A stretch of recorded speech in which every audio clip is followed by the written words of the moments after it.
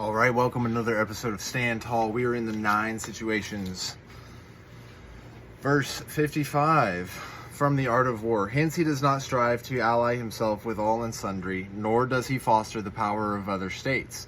He carries his own secret designs, keeping his antagonists in awe. Thus he is able to capture their cities and overthrow their kingdoms. You never know when someone will betray you. Keep it in secret. Therefore, Master Sun says in the alternate translation with a follow-up thought from Zhang Yu, it's a long one, this will be interesting. Master Sun says, therefore, if you do not compete for alliances anywhere, do not foster authority anywhere, but just extend your personal influence, threatening opponents, this makes town and country vulnerable.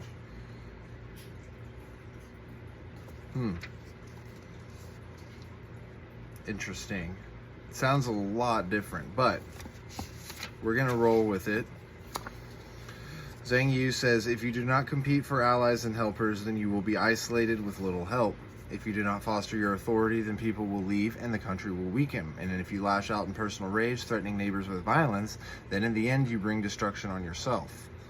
Another interpretation is that if an enemy country cannot unite its people and assemble its troops, and its alliances cannot come together, then you should cut off its relations and take away its authority so that you can extend your desires and awe your enemies, so that your own citadels can be taken, so that their citadels can be taken and their countries overthrown. So he kind of does it from both angles. What do y'all think? Tell me in the comments. This is so different, but yet so similar, which is so silly to say, but hence he does not strive to ally himself with all and sundry, nor does he foster the power of other states. He carries out his own secret designs. Thus he is able to capture their cities and overthrow their kingdoms, makes town and country vulnerable.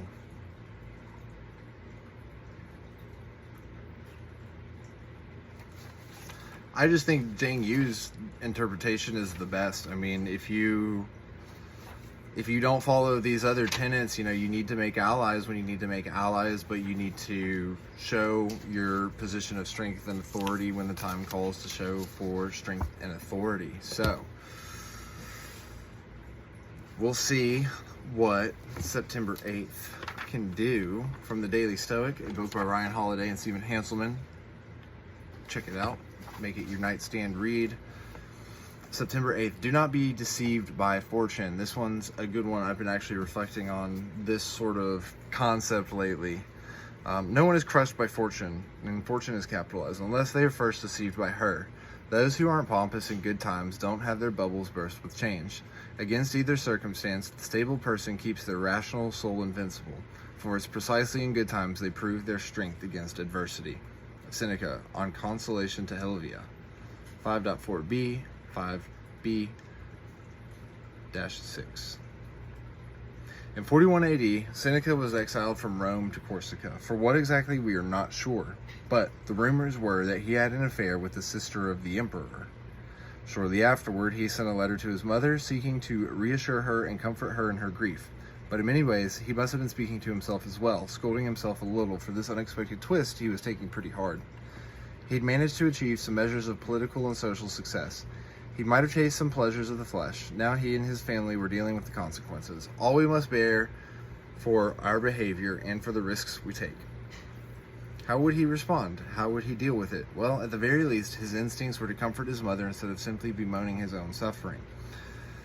Though some letters show that Seneca begged and lobbied for his return to Rome and power, a request eventually granted, he seems to have borne the pain and disgrace of exile fairly well. The philosophy that he'd long studied prepared him for this kind of adversity and gave him the determination and patience he needed to wait it out. Patience is been a big theme lately. When he found his fortune restored as he returned to power, philosophy prevented him from taking it for granted or becoming dependent on it. This was good because fortune had another turn in store for him. When the new emperor turned his wrath on Seneca, philosophy found him ready and prepared once again. So I think the important reflection between the two is from what Seneca was saying, no one's crushed by fortune unless they're first deceived by her. Those who aren't pompous in good times don't have their bubbles burst with change. And I think the same theme holds true with what Sun Tzu is saying. If you don't foster your authority, the people will leave, the country will weaken.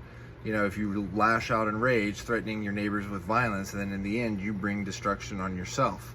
I think what this is saying is, if you're not pompous in good times, you won't have your bubble burst with change. So as long as you continue to foster excellence, foster your authority, contain your anger, contain your outburst, then you're not going to be deceived by fate and fortune. You're going to be prepared. And so I think that's kind of the takeaway, is that regardless of whether we're talking about luck and fortune and good times and bad times, or entering into enemy territory or strategies, it's always good to bounce these ideas around and find something cohesive in them. So like the video if you guys like it. If you didn't like it, hit the dislike button. Either way, thanks for watching, and we'll see you guys on the next one.